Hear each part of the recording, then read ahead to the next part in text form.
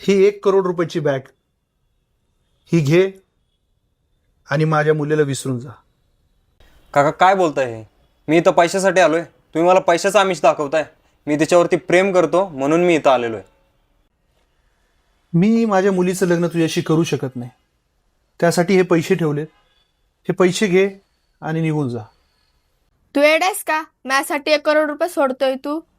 ह्या पैशात तुला माझ्यासारख्या कितीतरी मुली भेटतील. मला दुसरं कोणी नको, मला तूच पाहिजे. आणि या जागी जर 10 करोड जरी असते ना तरी मी घेतले नसते. अरे आजच्या जगात प्रेमाने पोट भरत नाही, त्याला पैसे लागतात. अगं तू हे काय बोलते? तू तर बोलली होती की वडिलांशी भेटायचंय, लग्नाची बोलणी करायची, आणि हे काय चाललंय सगळं? ठीक आहे, मी माझ्या मुलीचं लग्न तुझ्याशी लावून देतो. तुझ्याकडे काय आहे?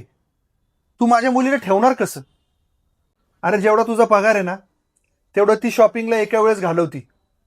अगं तुला चांगलं माहिती आहे मी तुझ्याशिवाय नाही राहू शकत. आणि लग्नानंतर ना आपण खुश राहूच ना. तुला मी एवढं प्रेम देतोय आणि लग्नानंतर पण प्रेम करत राहीन. हे बघ बाळा, तुला मी शेवटचं सांगतोय, हे पैसे घे आणि तू निघ आता.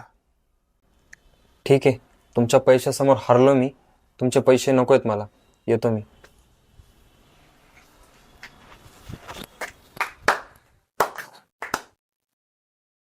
बाळा, एवढे पैसे सोडून शेवटपर्यंत तू प्रेमावरच टिकून राहिलास.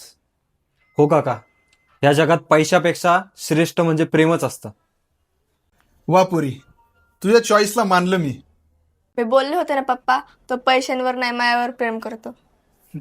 तर मित्रांनो, या जागी जर मुलगी असती तर तिने काय चॉईस केलं असतं? कमेंटमध्ये नक्की सांगा.